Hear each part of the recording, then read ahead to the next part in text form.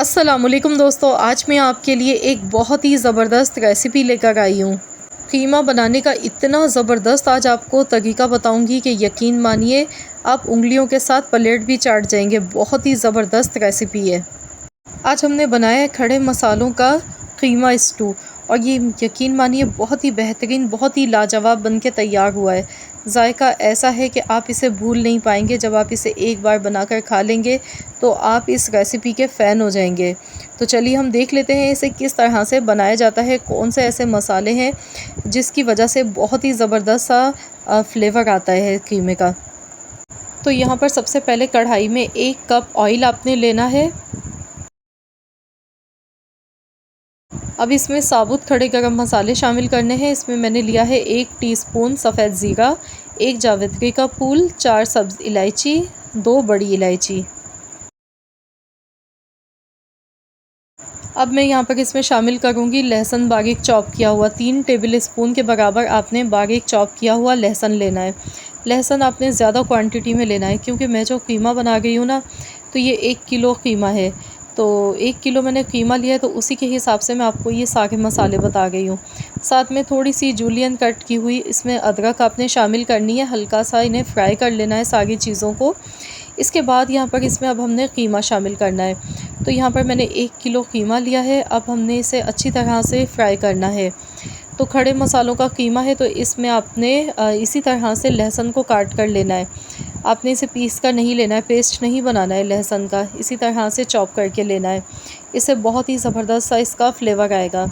तो यहाँ पर अब हमने हाई फ्लेम पर खूब अच्छी तरह से कीमे को फ्राई कर लेना है। गैस की फ्लेम आपने यहाँ पर हाई रखनी है।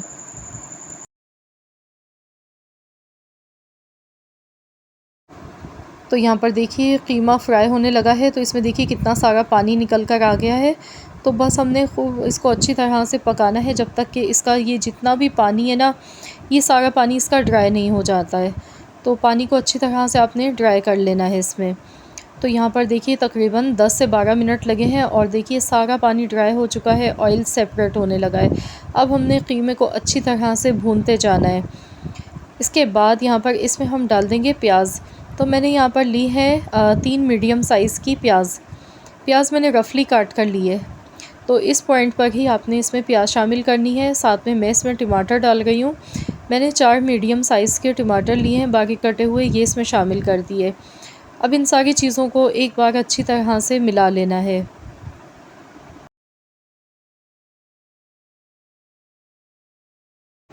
तो बस इस रेसिपी में पानी का बिल्कुल भी इस्तेमाल नहीं होगा। टमाटर के जो जूसेस हैं उसी में ही कीमा अच्छा सा पक जाएगा।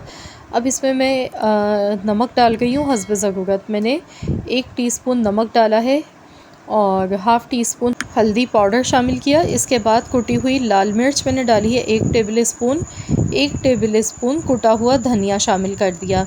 अब इसको हमने अच्छी तरह से मिक्स कर लेना। सारे मसालों को खूब अच्छी तरह से एक बार चम्मच चलाते हुए मिक्स कर लें।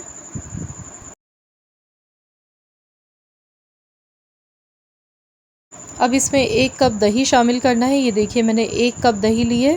अब ये इसमें डाल देंगे।